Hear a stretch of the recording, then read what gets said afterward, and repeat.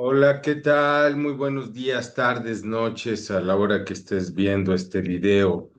A todos los chicos, chicas, chiques, chiquiks que me siguen a través de este canal, en este ejercicio de pensamiento colectivo que hemos llamado la reflexión perrona de la semana. Y bueno, pues esta vez la reflexión perrona de la semana va a circular por terrenos complicados porque vamos a retomar una cita de Silvia Plath, autora que sufrió de trastorno bipolar y terminó dándose de baja de la suscripción de la vida a los 30 años, creo que ni 31 cumplidos tenía.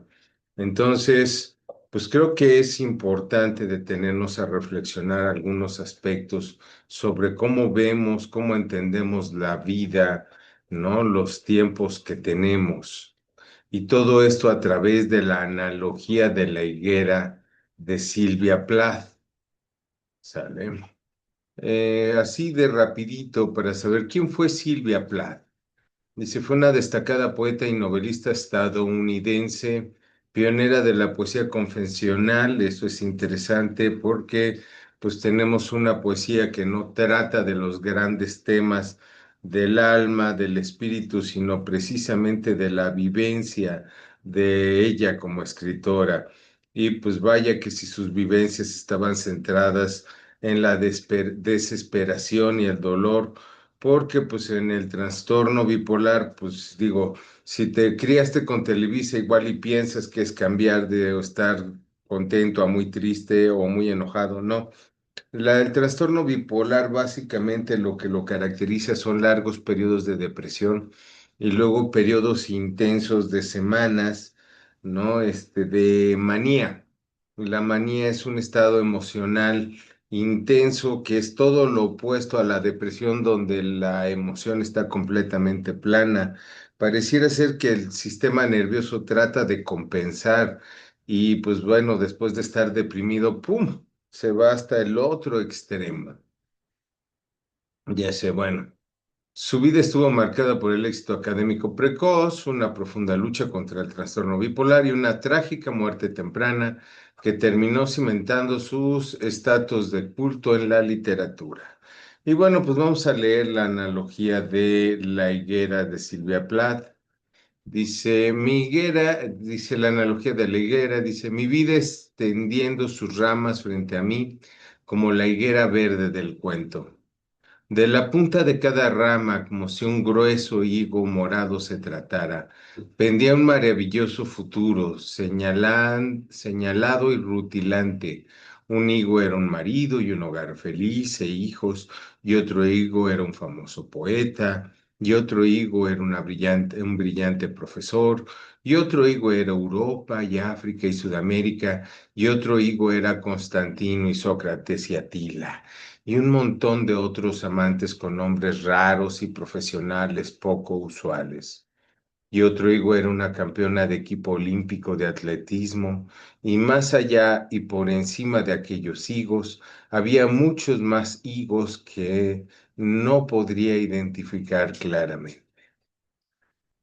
Me vi a mí misma sentada en la bifurcación de ese árbol de higos, muriéndome de hambre, y solo porque no podía decidir cuál de los higos escoger, quería todos y cada uno de ellos, pero elegir uno significa perder el resto, y mientras yo estaba allí sentada, incapaz de decidirme, los higos empezaron a arrugarse y a tornarse negros, y uno por uno cayeron al suelo a mis pies.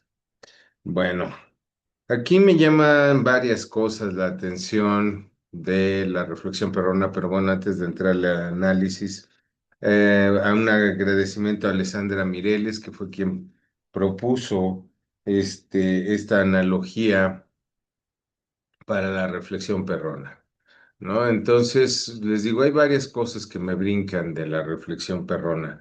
La primera de ellas es esta visión de desesperación que puede haber ante la multiplicidad de opciones, ¿no? Sabemos que cuando hay múltiples opciones y ninguna es claramente mejor que la otra, decidir se vuelve difícil. ¿no? O sea, es muy fácil decidir cuando la diferencia entre lo bueno y lo malo es evidente o entre la mejor y peor opción. Pero cuando nuestra vida se abre a múltiples opciones, resulta, digo, mucho más complicado porque pues ya no hay una línea clara de qué es lo mejor que podemos escoger. Entonces, creo que Silvia Plath nos va ilustrando esto en la medida de que ella puede vislumbrar diferentes futuros. El problema, pues, es que al quererlo todo, al no detenerse a pensar qué le conviene, qué puede, se vuelve despiadada consigo misma, exigiéndose lo mejor de todos esos mundos, cuando muchas veces es abiertamente incompatible un deseo con el otro. Pero bueno, pues el asunto ni siquiera es todo esto, el asunto es que al no decidir las oportunidades y posibilidades de desarrollo se van yendo, al grado tal de que se percibe que la vida se puede estar pudriendo, ¿no? Dado que dejamos pasar oportunidades relevantes. Aquí también me lleva a pensar en algunas cosas, porque a final de cuentas, creo que mucho del dolor y sufrimiento que tenemos en esta vida no es por las cosas que nos pasan o las cosas que hacemos, sino precisamente por la manera en que entendemos las cosas que nos pasan, los sesgos a partir de los cuales analizamos la información, la realidad.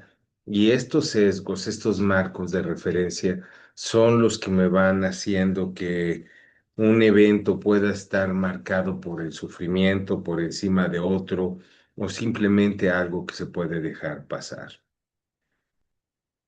Eh, Creo que también hay una visión muy desesperanzadora, creo que asociada precisamente con fuertes periodos de depresión, ¿no? Creo que una de las cosas que me he encontrado en pacientes que están o que han sobrevivido al proceso de intentar suicidarse o que estaban considerándolo seriamente, pues se van enfrentando a bucles de pensamientos desesperados, ¿no? A esta multiplicidad de opciones que además se complica cuando se trata de aplicarlas a resolver un problema. Entonces, toda esta situación puede llevar a la desesperanza, y más cuando te aíslas y donde únicamente le das vueltas a los bucles de tus pensamientos. Entonces, compañeritos, pues a final de cuentas, lo que nos va planteando esto es precisamente que ante todas estas posibilidades, la vida se nos puede ir en no decidir qué es lo que queremos. Ahora, en este sentido, me gustaría enriquecer la metáfora con algunas ideas. Silvia Plath era una mujer joven, murió a los 30 años, ¿no? Utilizando gas en su casa. Eso sí, forrando la cocina para que el gas no saliera de su casa y dañara a sus hijos. Pero, pues me parece notable que es una mujer muy joven, que tenía toda una vida por delante. Entonces, esto me lleva a pensar, ¿sale? Que en estas generaciones, bueno, ya vemos que desde la de Plat podría darse, pero creo que sobre todo en estas generaciones tienen una urgencia por vivir. No, de hecho me he enterado de cosas platicando con mis alumnos, por ejemplo, que ellos tienen la crisis de los 20 años. Yo les decía, bueno, esta es una invención de su generación. En mi generación no había crisis de los 20 años, nadie esperaba que lograras nada a los 20 años y que te llevara el doble de tu vida, cuando menos, poder generar los recursos para tener una vida digna, ¿no? Los bienes materiales, en fin. Mientras que, pues esta generación que digo es una generación tipo TikTok o Instagram, de repente se la pasan cuidando la apariencia, ¿no? Y en esta misma medida, pues piensan que la vida, el éxito y todo esto debe de venir natural, como sin tanto esfuerzo, no sé, de hecho también hay una especie de idea de pues así, de distorsionada del trabajo, en la que solo los tontos trabajan y como ellos no son ningunos tontos, ¿para qué? Pero bueno, a lo que voy, el poema de Silvia Plath ante todas estas opciones, de esta visión desesperada donde los higos caen, se rompen, se pudren. Yo lo que quisiera decirles, compañeros, es que tienen mucho tiempo, que la vida no se acaba ni a los 25 ni a los 30 ni a ningún periodo de vida y siempre podemos empezar de nuevo. Entonces, pues creo que hay que evitar caer en esta cadena, este bucle de pensamientos desesperantes o desesperados, en la medida de que nos quedamos solos, solo con nuestros pensamientos, que vamos rumiando y nos vamos convenciendo que son verdad. Entonces, pues bueno, la idea es que para obtener cosas diferentes, como por ejemplo la felicidad, y no lo estamos alcanzando de la manera en que acostumbramos, pues tendríamos que movernos a hacer otra serie de cosas.